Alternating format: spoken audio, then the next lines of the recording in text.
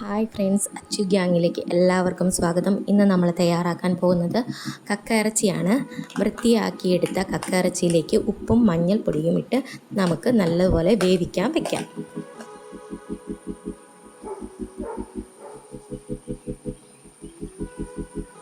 വഴറ്റാനായിട്ട് സവാള, ഇഞ്ചി, വെളുത്തുള്ളി, പച്ചമുളക്, കറിവേപ്പില. ഇനി നമുക്കൊരു പാൻ എടുത്തിട്ട് അല്പം തേങ്ങ നമുക്ക് വറുത്ത് കോരി മാറ്റി വയ്ക്കാം. ആ എണ്ണയിലേക്ക് തന്നെ നമുക്ക് അല്പം കടുകും വെളുത്തുള്ളിയും ഇഞ്ചി പച്ചമുളകും ഇട്ട് കൊടുക്കാം. ഞാനിവിടെ ഒരു സവാളയാണ് എടുത്തേക്കുന്നത്, അതും കൂടി നമുക്കിതിലേക്ക് ഇട്ട് കൊടുക്കാം. ഇനി നമുക്കിതെല്ലാം കൂടി അല്പം ഉപ്പും ചേർത്ത് നല്ലതുപോലെ വഴറ്റിയെടുക്കാം.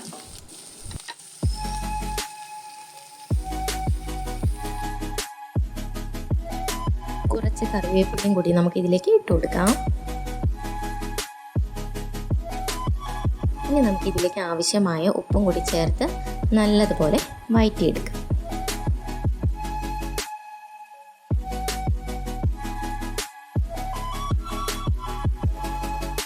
ഇനി നമുക്കിതിലേക്ക് മസാലകൾ ഇട്ട് കൊടുക്കാം.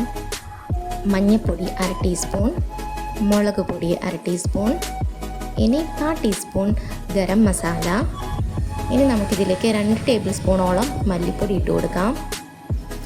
ഇനി അതുപോലെ തന്നെ 2 ടീസ്പൂണോളം മസാലപ്പൊടിയും കൂടി നമുക്ക് ചേർത്ത് കൊടുക്കാം. ഇനി ഇതെല്ലാം കൂടി നമുക്ക് നല്ലതുപോലെ വഴറ്റി ഇതിലേക്ക് അല്പം വെള്ളം കൂടി ചേർത്ത് നല്ലതുപോലെ കുറുകി വരുന്നവരെ നമുക്ക് വെയിറ്റ് ചെയ്യാം.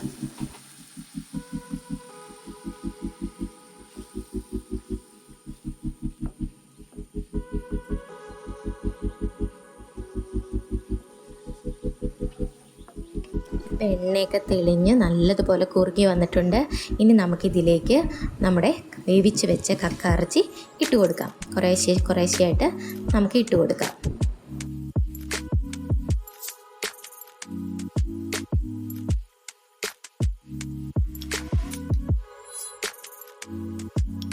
ഇതിലേക്ക് മെയിനായിട്ട് വേണ്ട കുരുമുളക് പൊടി, അത് ഞാനിവിടെ ചതച്ചതാണ്. അത് 2 ടേബിൾ സ്പൂണോളം ഞാൻ ഇതിലേക്ക് ഇട്ട് കൊടുത്തിട്ടുണ്ട്. ഇനി നമുക്കിതെല്ലാം കൂടി നല്ലതുപോലെ യോജിപ്പിക്കാം.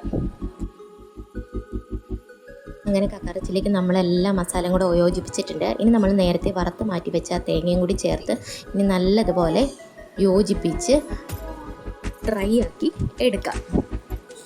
അങ്ങനെ ഏകദേശം നമ്മുടെ കക്കറച്ചി ഇവിടെ റെഡി ആയിട്ടുണ്ട്. ഈ റെസിപ്പി നിങ്ങൾക്ക് ഇഷ്ടപ്പെട്ടിട്ടുണ്ടെങ്കിൽ നിങ്ങൾ തീർച്ചയായിട്ടും വീട്ടിൽ ട്രൈ ചെയ്ത് നോക്കണം. എൻ്റെ ചാനൽ ആദ്യമായിട്ടാണ് കാണുന്നതെങ്കിൽ തീർച്ചയായിട്ടും സബ്സ്ക്രൈബ് ചെയ്യണം. അപ്പോൾ ഇനി പുതിയൊരു വിഭവമായി ഞാൻ വീണ്ടും വരുന്നതായിരിക്കും. Okay, bye bye.